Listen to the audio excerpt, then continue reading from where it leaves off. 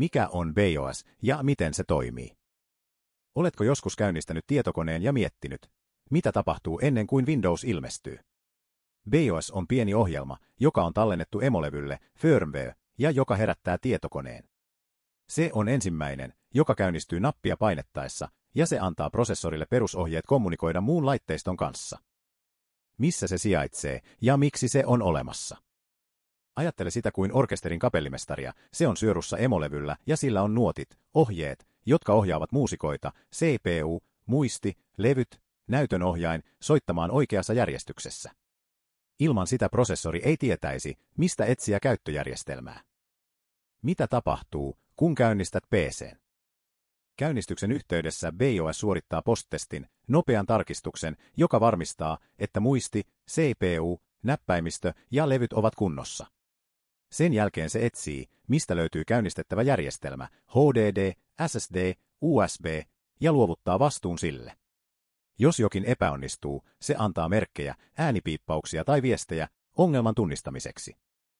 Post, CMOS ja firmware selitetty helposti. Post on alkuvaiheen testi. CMOS on pieni alue, joka tallentaa asetukset, kuten käynnistysjärjestyksen, ajan ja käytössä pois käytöstä olevat vaihtoehdot. Firmware on sulautetun ohjelmiston nimi, BIOS on eräänlainen firmware. Kuvittele näin, firmware yhtä suuri kuin resepti, BIOS yhtä suuri kuin kokki, joka noudattaa reseptiä. BIOS vs UEFI, mikä ero?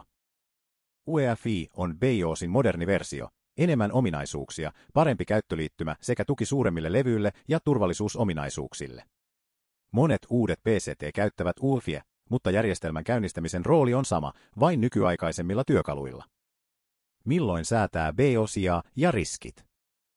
Voit säätää aikaa, käynnistysjärjestystä, ottaa portteja käyttöön tai pois käytöstä ja joissain tapauksissa tehdä ylikellotusta. Mutta muuttaminen ilman ymmärrystä voi estää PC:tä käynnistymästä. Firmware-päivitys korjaa ongelmia, mutta jos jokin menee vikaan päivityksen aikana, järjestelmä voi lakata käynnistymästä, joten päivitä vain, jos se on todella tarpeen. Kuinka käyttää ja päivittää? Varovasti. Yleensä sisäänpääsyn näppäin näkyy käynnistyksen yhteydessä, näppäimiä kuten Dell, F2, ESC, valmistajasta riippuen. Päivittämiseen seuraa tietokoneesi tai emolevysi valmistajan ohjeita, suosi virallisia päivityksiä ja lue julkaisutiedot. Tee varmuuskopio ennen tärkeitä muutoksia. Nopea yhteenveto ja käytännön vinkit. BIOS on PC:n ensimmäinen ohjelmisto, se testaa laitteiston, osoittaa missä järjestelmä sijaitsee ja luovuttaa ohjauksen. Jos käytät PC:tä vain selailuun, et todennäköisesti tarvitse muutoksia. Jos olet utelias, avaa asetukset, katso mitä kukin kohta tekee ja kysy ennen muuttamista, ja jos jokin menee pieleen, kirjaa vanhat asetukset muistiin, jotta voit palauttaa ne.